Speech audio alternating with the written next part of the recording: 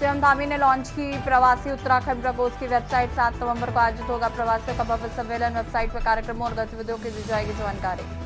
राज्य में बकायेदारों पर सरकार का शिकंजा। राजस्व परिषद अध्यक्ष आनंद वर्धन ने अधिकारियों को निर्देश दिए। कहा, बकायेदारों से वसूली की डीएम एसडीएम करे कार्रवाई। प्रदेश में वन विकास निगम को 165 करोड़ का मुनाफा। लंबे समय से घाटे में चल रहे वन विकास निगम को मुनाफा। निगम बनने के बाद से अब तक का सबसे बड़ा मुनाफा। कोटद्वार में लैंसडाउन कोल्ड सेलिब्रेशन में आज स्वच्छ भारत अभियान। बच्चों और सभी अध्यापकों ने अभियान में लिया हिस्सा। अपने आसपास की साफ सफाई रखने की अपील।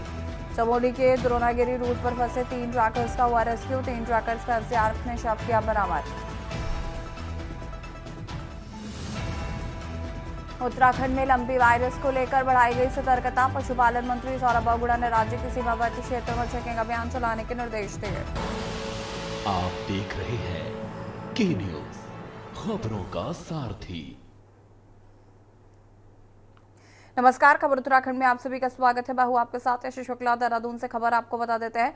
आज हरियाणा दौरे पर सीएम पुष्कर सिंह धामी। सीएम हरियाणा में चुनावी जनसभाओं के में भरेंगे हुंकार। भाजपा प्रत्याशियों के पक्ष में करेंगे 3 जनसभाएं। बता दें कि एक ही दिन में 3 जनसभाएं करेंगे मुख्यमंत्री धामी। धारूहेड़ा रेवाड़ी में लक्ष्मण सिंह यादव के पक्ष में जनसभा। गुरुग्राम में मुकेश शर्मा के पक्ष में करेंगे जनसभा।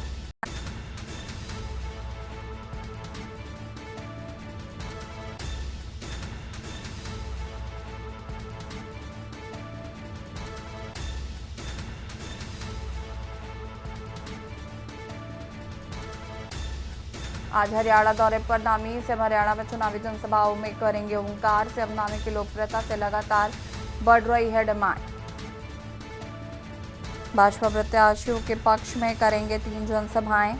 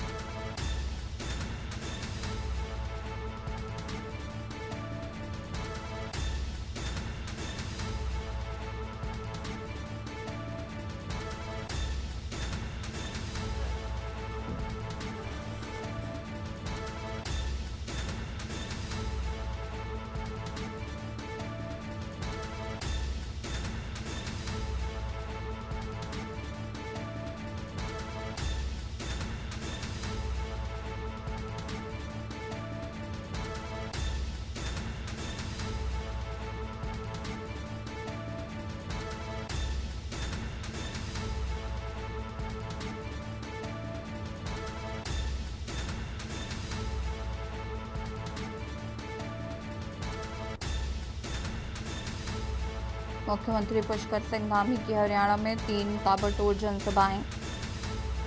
भरेंगे चुनावी हुंकार। बीजेपी के पक्ष में करेंगे वोट अपील।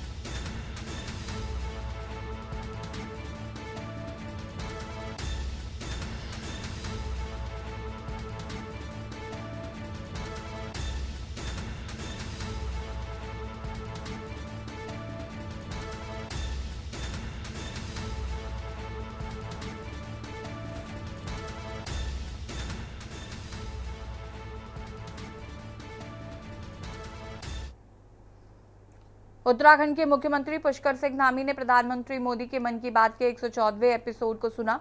प्रधानमंत्री नरेंद्र मोदी ने अपने मासिक रेडियो कार्यक्रम मन की बात के दौरान देशवासियों को संबोधित किया। अपने 114वें एपिसोड में पीएम मोदी ने कहा कि हमारी यात्रा को 10 साल हो चुके हैं। प्रधानमंत्री मोदी के मन की बात एपिसोड को सुनकर उत्तराखंड के मुख्यमंत्री पुष्कर सिंह धामी ने कहा कि 10 सालों में प्रधानमंत्री नरेंद्र मोदी ने जनता के बीच काफी सकारात्मक संदेश दिए हैं।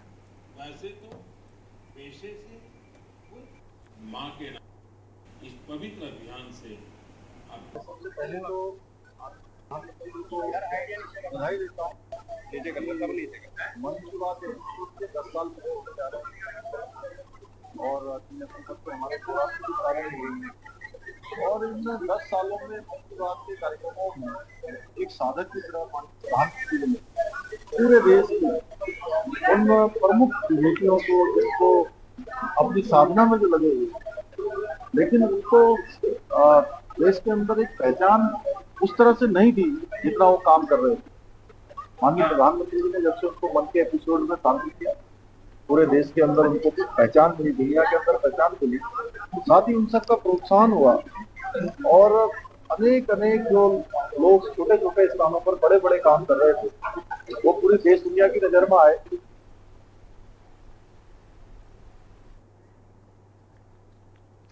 सिख फेडरेशन हल्द्वानी के सदस्यों ने गुरु Tegh Bahadur senior secondary school Haldwani व Khalsa national girls inter college Haldwani के संबंध में एक ज्ञापन सिटी मजिस्ट्रेट हल्द्वानी को प्रेषित किया है। संगठन के सदस्यों ने सिटी मजिस्ट्रेट से उक्त स्कूलों का संचालन नियमानुसार सिख समाज के प्रतिनिधियों को सौंपने की मांग की है। जैसा कि ज्ञात है कि समाज के कुछ व्यक्तियों के आपसी विवाद के कारण 20 दिसंबर 2012 में उक्त संस्थाओं पर माननीय सिटी मजिस्ट्रेट हल्द्वानी को संचालक के रूप में कार्य कर रहे संगठन के सदस्यों ने कहा कि उनकी जानकारी के अनुसार वर्तमान में कोई भी मामला लंबित नहीं है और न ही न्यायालय से संबंधित अंतिम आदेश चुनाव कराने पर रोका है। शैक्षिक संस्थानों के उत्थान के लिए और अधिक गति से प्रयास किया सके। महोदय, सिख समाज का प्रत्येक व्यक्ति आपका आजीवन आभारी रहेगा। धन्यवाद। दो संस्थाएं, श्री गुरु Tegh Bahadur senior secondary school और खालसा नेशनल पब्लिक स्कूल, तो वो जो संस्थाएं हैं 12 साल से विवाद में हैं। हमारे रिसीवर साहब अपॉइंट हुए थे वहाँ पे 12 साल पहले कि उनकी स्कूल की देखरेख करने के लिए, तो हम उनसे वही प्रयास करने, क्वेश्चन देने, उनसे पूछने आए हैं कि ये संस्थाएं मतलब हमारे पास कब वापस आएंगी और किस माध्यम से वापस आएंगे, उसके लिए हमें क्या प्रयास करने पड़ेंगे, किस दिशा में हमें जाना पड़ेगा या हम किस दिशा में चल रहे हैं। तो उस चीज़ का थोड़ा ज्ञात देने हम सिटी मजिस्ट्रेट साहब के पास आए थे। हल्द्वानी के जो सदस्य हैं सिटी मजिस्ट्रेट साहब से मिलने आए हैं। मामला है कि विगत 12 वर्षों से जो हमारी सिख समाज की संस्थाएं हैं, श्री गुरु तेग बहादुर स्कूल और खालसा नेशनल स्कूल, ये दो संस्थाएं हमारे समाज के कुछ लोगों के आपसी विवाद के कारण 12 साल से इसमें रिसीवर बैठे हैं। तो आज हम सिख समाज के जो युवक यहाँ आए हैं, हमारी मांग यह है सिटी मजिस्ट्रेट साहब से कि आप इसको नियमानुसार जो संस्थाएं हैं सिख समाज को वापस सौंपने की कष्ट करें, क्योंकि जो संस्थाएं वापस समाज के पास आएगी तो जो और उससे क्या होगा कि जिस उद्देश्य से इन संस्थाओं का निर्माण किया गया, इन संस्थाओं की स्थापना की गई है, उन उद्देश्यों की पूर्ति हो सकेगी। नवयुवक संस्थाएं जो है सिख फेडरेशन जो है आज सिटी मजिस्ट्रेट को ज्ञापन देने आई है। एक्चुअली क्या है, हमारी दो संस्थाएं हैं, Guru Tegh Bahadur senior secondary school, Khalsa national girls school. तो इसको लेकर जो है काफ़ी टाइम से जो है कोर्ट में विवाद चल रहा है, दो पक्षों को लेकर विवाद चल रहा है।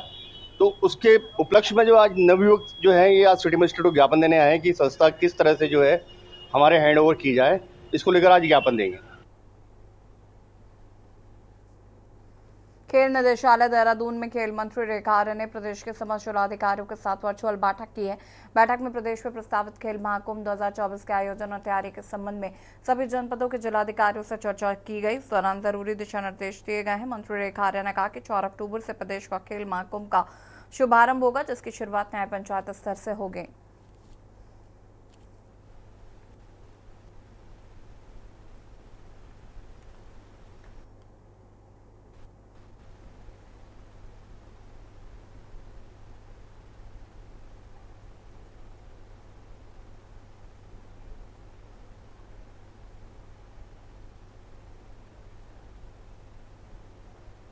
देखिए, हम लोग 4 तारीख से खेल महाकुंभ की शुरुआत करने जा रहे हैं और इस खेल महाकुंभ की शुरुआत में जनपद के हमारे सभी जिलाधिकारियों से आज वार्ता हुई। उसके संदर्भ में उचित दिशा निर्देश जो है आज निर्गत कर दिए गए हैं और न्याय पंचायत से खेल महाकुंभ की शुरुआत होगी, जिसका समय 4 अक्टूबर से 31 अक्टूबर तक का समय निर्धारित कर दिया है। फिर न्याय पंचायत के बाद में विकासखंड और विकासखंड के बाद में जनपद और जनपद के बाद में फिर राज्य स्तर पे जो है खेल महाकुंभ का आयोजन होगा और राज्य स्तर पे जो है 15 दिसंबर तक में खेल महाकुंभ को लेके आने तक के लिए जिलाधिकारियों को स्पष्ट निर्देश दिए हैं। चूँकि राष्ट्रीय खेलों का आयोजन भी होना है तो पर्याप्त समय की आवश्यकता रहेगी, तो इसलिए 15 दिसंबर जो है वह समय निर्धारित कर रखा है।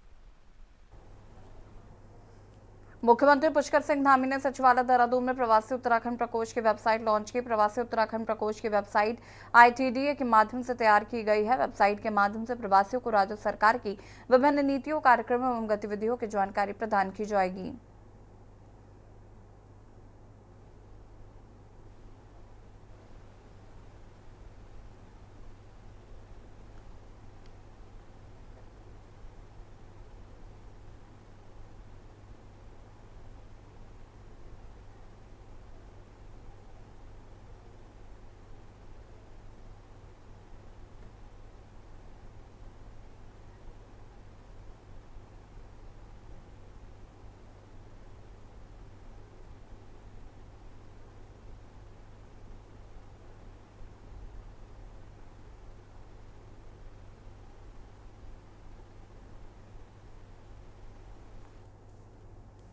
खबर को उर्द्वार से, जहां लैंसडाउन कॉल्ड सेलिब्रेशन में आयोजित स्वच्छ भारत अभियान के तहत लैंसडाउन पर्यटन नगरी के जंगलों में साफ सफाई की गई है।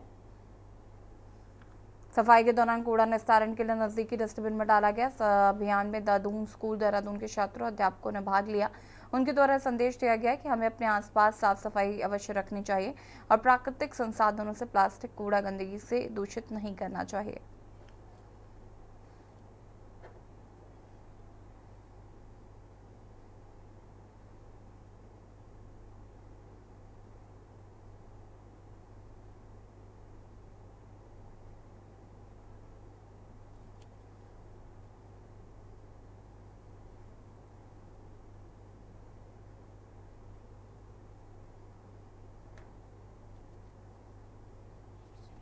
ग्रीन टैक्स हो यहाँ पे और इन्वायरमेंट को सेव किया जाए और ग्रीनरी को और बचाया जाए, क्योंकि जो भी लोग आते हैं यहाँ पे एंजॉय के लिए आते हैं, उनको और ग्रीनरी अच्छा लगता है, उनको हर एक आदमी को ग्रीनरी अच्छी लगती है, तो उसको मतलब ख़राब ना किया जाए और ग्रीन टैक्स लगाया जाए। अगर जगह जगह कूड़े जो भी हैं उनको मतलब कूड़ेदान में फेंका जाए, और न बल्कि उनको कहीं इधर उधर रास्ते में फेंक दिया, रोड में फेंक दिया, तो वो चीज़ें नहीं होनी चाहिए।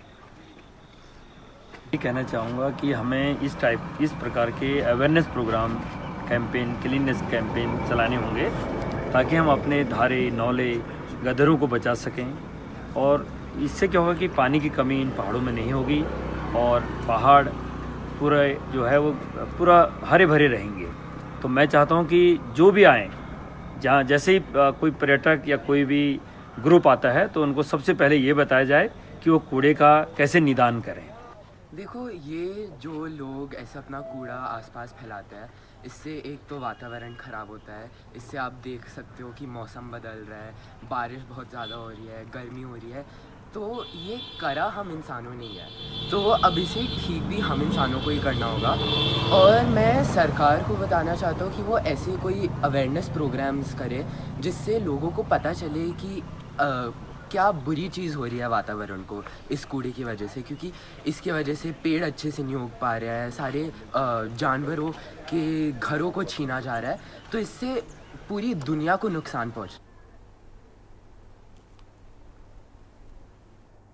विदेशी पक्षियों की बेहतर देखरेख और इको टूरिज्म को बढ़ावा देने के लिए विकासनगर में एक बैठक का आयोजन किया गया, जिसमें मुख्य वन संरक्षक नरेश कुमार ने वन विभाग से जुड़े तमाम अधिकारियों और कर्मचारियों से इस विशेष पर चर्चा की है। दरअसल विकासनगर के डालीपुर क्षेत्र में स्थित आसान बारात झील और उसके आसपास का इलाका देश में अक्टूबर से मार्च माह तक प्रवास करने वाले विदेशी पक्षियों के लिए सबसे पसंदीदा जगहों में से एक है, जिस वजह से ये क्षेत्र हेरिटेज साइट होने के साथ ही देश का पहला आसान कंजर्वेटिव भी है।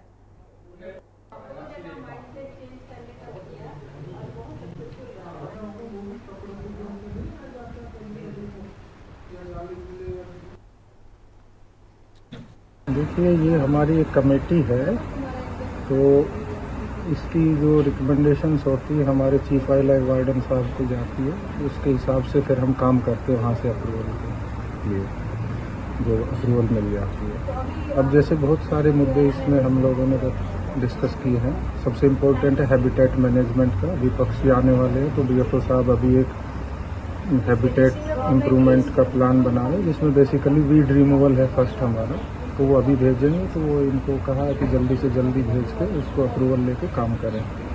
दूसरा, फिर इंजीनियर्स लोगों से भी बात हुई है कि सिल्टेशन का है, यहाँ पे प्रॉब्लम रहती है, तो उसके लिए भी हम लोग अपनी वर्किंग प्लान, जो मैनेजमेंट प्लान इसका बन रहा है, उसमें रखेंगे, ताकि इसको जब भी ज़रूरत पड़े तो एक फॉर्मल अप्रूवल हमेशा रहे उनके पास। भाजपा का सदस्यता अभियान अपने चरम पर है, जिसके चलते भाजपा से उत्तरकाशी के विभिन्न मंडलों के अध्यक्षों ने उत्तरकाशी जनपद में प्रभारी मंत्री डॉक्टर प्रेमचंद अग्रवाल से मुलाकात की है। इस बीच प्रभारी मंत्री डॉक्टर प्रेमचंद अग्रवाल ने उत्तरकाशी जनपद में भाजपा सदस्यता अभियान को तेज करने का आह्वान किया है। देखिए, आजकल हमारा संगठन पर्व चल रहा है और हम लोग लगातार प्रयास कर रहे हैं, और जिस प्रकार से हमारी सदस्यता में एक उत्साहजनक परिणाम भी आ रहे हैं, हम कोशिश करें और अच्छा उसमें परिणाम हमें दिखाई दे। तो उस नाते, चूँकि आप जानते हैं मैं उस जिले का प्रभारी हूँ, तो मैंने अपने तमाम मंडल अध्यक्षों से, जिलाध्यक्ष और महामंत्री या जो भी हमारे अन्य लोग आए थे, उनसे आग्रह किया है कि हम अपने सदस्यता अभियान में और सदस्य बढ़ाएं, क्योंकि बार बार एक ही बात हम लोग मानते हैं कि इस समय भारतीय जनता पार्टी के पक्ष में वातावरण है, भारतीय जनता पार्टी के लिए लोग जुड़ना चाहते हैं भारतीय जनता पार्टी के साथ, तो हमारा प्रयास अच्छे सदस्यता अभियान के लिए हम लोग अच्छा और प्रयास करें ताकि हमारे सदस्य और बन सके।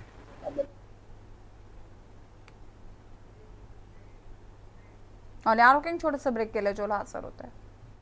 ब्रेक के बाद एक बार फिर से आप सभी का स्वागत है। सतारगंज में रामलीला मंचन का भव्य शुभारंभ हुआ। इस कार्यक्रम के मुख्य अतिथि समाज सेवी सुखदेव सिंह और भाजपा के जिलाध्यक्ष कमल जिंदल, विधायक प्रतिनिधि उमाशंकर दुबे, सुरेश सिंह, शिव कुमार मित्तल आदि लोग शामिल हुए।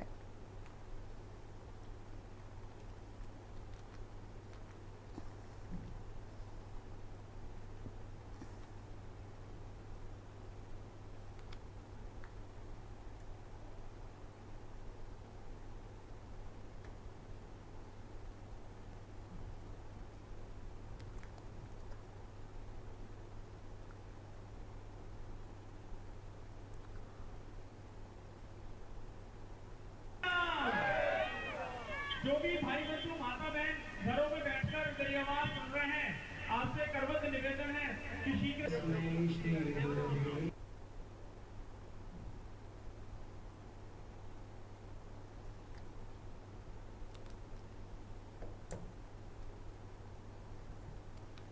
उत्तराखंड की धामी सरकार जल्दी सशक्त भू कानून लागू करने जा रही है। राज्य के मुख्यमंत्री पुष्कर सिंह धामी ने खुद इसका ऐलान किया है। मुख्यमंत्री ने कहा है कि राज्य सरकार भू के कानून एवं मूल निवास के मुद्दे को लेकर संवेदनशील है। अगले बजट सत्र में उत्तराखंड की भौगोलिक परिस्थितियों के अनुरूप एक बृहद भू कानून लाएंगे। देखिए रिपोर्ट।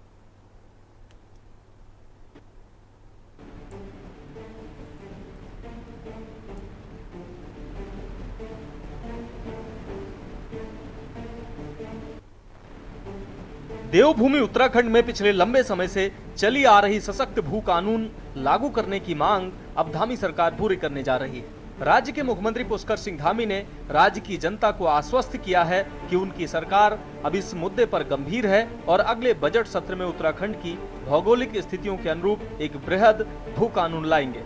मुख्य सचिव की अध्यक्षता वाली प्रारूप कमेटी इस पर काम कर रही है। वहीं मुख्यमंत्री पुष्कर सिंह धामी ने उत्तराखंड में निवेश करने वालों को बिल्कुल भी परेशान न होने की सलाह दी है। साथ ही कहा कि उत्तराखंड में नगर निकाय क्षेत्रों से बाहर दूसरे प्रदेशों के लोगों के 250 वर्ग मीटर से ज्यादा जमीन खरीदने पर कार्रवाई की जाएगी। जांच के बाद ऐसी जमीन सरकार में निहित कर ली जाएगी। वहीं सीएम धामी के इस ऐलान के बाद विपक्ष ने सवाल खड़े करने शुरू कर दिए हैं। आपको बता दें कि उत्तराखंड में सख्त भू कानून लागू किए जाने की मांग की जा रही है। इसके लिए मूल निवास भू कानून समन्वय संघर्ष समिति ने 29 सितंबर को ऋषिकेश में विशाल स्वाभिमान महारैली का फैसला लिया है। वहीं समिति के संयोजक मोहित डिमरी का आरोप है कि जब भी भू कानून मूल निवास को लेकर आंदोलन होने वाला होता है, ठीक उससे पहले सरकार इस पर बयान देकर आंदोलन को कमजोर करने की साजिश कर रही है। भू कानून है, मूल निवास है, जो ऐसे मुद्दे हैं, इन सभी मुद्दों को लेकर हम हमेशा से संवेदनशील रहे हैं। हम संवेदनशील हैं और अगले बजट सत्र में हम उत्तराखंड की जो भौगोलिक परिस्थितियों के अनुरूप इस पर, चूंकि पहले से एक कमेटी बनी हुई है, कमेटी काम कर रही है, प्रारूप बनाने के लिए कमेटी का गठन भी किया हुआ है, मुख्य सचिव की अध्यक्षता में उसमें काम चल रहा है और इसके अनुरूप एक बृहद भू कानून लाने के लिए हम प्रयासरत हैं कि हम इसमें एक भू कानून लाएंगे। और जिस प्रकार मार्च 2021 से अब तक लंबे समय से चले अनेक मामले ऐसे थे और जिन मामलों पर फैसले नहीं हो पा रहे थे, उन सभी मामलों पर हमने फैसले भी लिए हैं। चुनौतीपूर्ण मामले रहे हों, उनका भी निस्तारण किया है, हमारी ही सरकार ने किया है। उसी प्रकार में आप सबके माध्यम से देवभूमि उत्तराखंड की जनता को ये विश्वास दिलाना चाहता हूँ जो उत्तराखंड में है और देश दुनिया के किसी भी कोने में है, हम इस भू कानून के मुद्दे को, इसका भी समाधान हमारी ही सरकार करेगी। इसमें कोई संशय नहीं है, हमारे मन में किसी प्रकार का कोई संदेह भी नहीं है। हम सबकी भावनाओं के अनुरूप, सबकी संभावनाओं के अनुरूप, सारे हमारे पक्षों से वार्ता करने के बाद सभी जो विशेषज्ञ हैं अनेक विषयों के, उन सब का परामर्श लेकर हम इस पर भी काम करेंगे और इस पर भी निर्णय लेंगे। उत्तराखंड के माननीय मुख्यमंत्री पुष्कर सिंह धामी जी ने आज उत्तराखंड के ज्वलंत मुद्दों पर कुछ हद तक अपनी जुबान खोली है और ये निश्चित रूप में वांछनीय था, वांछित है कि उत्तराखंड के मुख्यमंत्री प्रदेश में समसामयिक मुद्दों पर अपनी बात करें। आज उन्होंने कहा कि आने वाले बजट सत्र में हम एक प्रभावी भू कानून के लिए एक्ट बनाएंगे, नियम लाएंगे, और मूल निवास पर भी उन्होंने गोलमोल बात की, स्पष्ट रूप से बात नहीं की लेकिन गोलमोल बात की। उन्होंने ये मूल रूप से उन्होंने आज ये कहा कि जो 250 वर्ग मीटर की जो छूट की बात है, उसको कितने परिवार के कितने लोगों ने विभिन्न क्षेत्रों में खरीदा है, हम उसको देखेंगे। साथियों, मूल निवास और भू कानून को लेकर 29 सितंबर को ऋषिकेश में एक स्वाभिमान महारैली होने जा रही है और इससे पूर्व आज एक बार फिर हमारे प्रदेश के मुख्यमंत्री पुष्कर सिंह धामी जी ने अपना बयान दिया है। यह पहली बार नहीं है जब उनका बयान भू कानून को लेकर आया हो। जब जब उत्तराखंड में महारैलियां होती हैं, उससे पूर्व मुख्यमंत्री का बयान आता है कि हम मजबूत भू कानून ला रहे हैं, लेकिन आज तक सशक्त भू कानून की दिशा में सरकार बिल्कुल भी आगे नहीं बढ़ी। हम तो उम्मीद कर रहे थे गैरसैंण में जो विधानसभा सत्र हुआ वहां पर मजबूत भू कानून आएगा, मूल निवास 1950 को लेकर विधेयक पारित होगा, लेकिन वहां पर जब हमने देखा मंत्री विधायकों ने अपने वेतन भत्ते बढ़ाए, लेकिन मजबूत भू कानून और मूल निवास 1950 की बात नहीं हुई। आप देखिए कौन वो सरकार थी जिस सरकार में भू कानून को कमजोर किया गया। आपको बता दें कि उत्तराखंड में पिछले लंबे समय से सशक्त भू कानून और मूल निवास का मुद्दा गरमाता जा रहा है। सरकार की ओर से मुख्य सचिव सुभाष कुमार की अध्यक्षता में भू कानून के लिए एक कमेटी भी गठित की गई थी। इस समिति ने सितंबर 2022 में धामी सरकार को अपनी सिफारिशें सौंप दी थी, लेकिन अब मुख्यमंत्री इन सिफारिशों पर कार्रवाई की बात कह रहे हैं। वहीं समिति की इस रिपोर्ट को सार्वजनिक करने की भी मांग की जा रही है। इसके साथ ही उत्तराखंड में समय समय पर भू कानून को लेकर संशोधन किए गए हैं। इसके तहत तत्कालीन त्रिवेंद्र सरकार के कार्यकाल में भू कानून में संशोधन करते हुए जमीन खरीद की बाध्यता को समाप्त कर दिया जाता है। सत्ता पक्ष का दावा है कि पहाड़ों में उद्योग लगाने के लिए इसमें संशोधन किया गया था, जबकि विपक्ष की मांग है कि सरकार श्वेत पत्र जारी कर जनता को बताए कि राज्य में कितने उद्योग स्थापित हुए हैं। अब मंशा समझनी चाहिए, क्योंकि उस समय त्रिवेंद्र जी की सरकार में सरकार तो मेरी ही थी। तो उस समय क्या हुआ, हम सब लोग जब रोज चर्चा करते थे, हम कहते थे पहाड़ों में हमको रोजगार का अवसर उपलब्ध कराना है।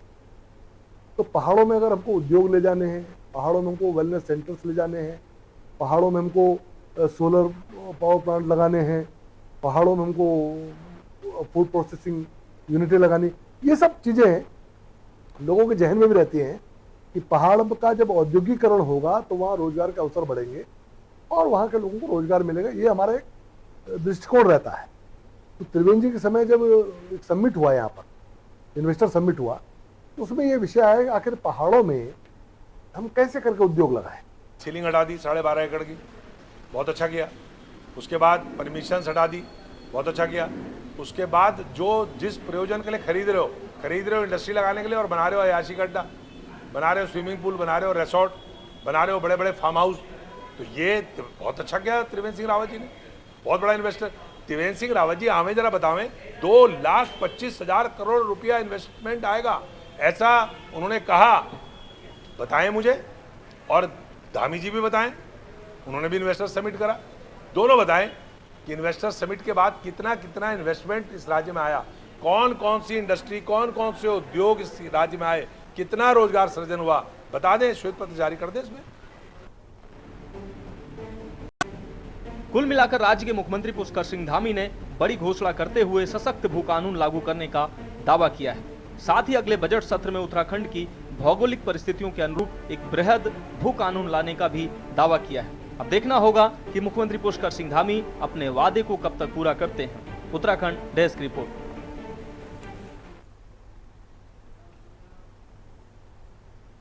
और खबर उत्तराखंड में फिलहाल आते हैं, देखते रहिए के न्यूज इंडिया। नमस्कार। आप देख रहे हैं के न्यूज, खबरों का सारथी।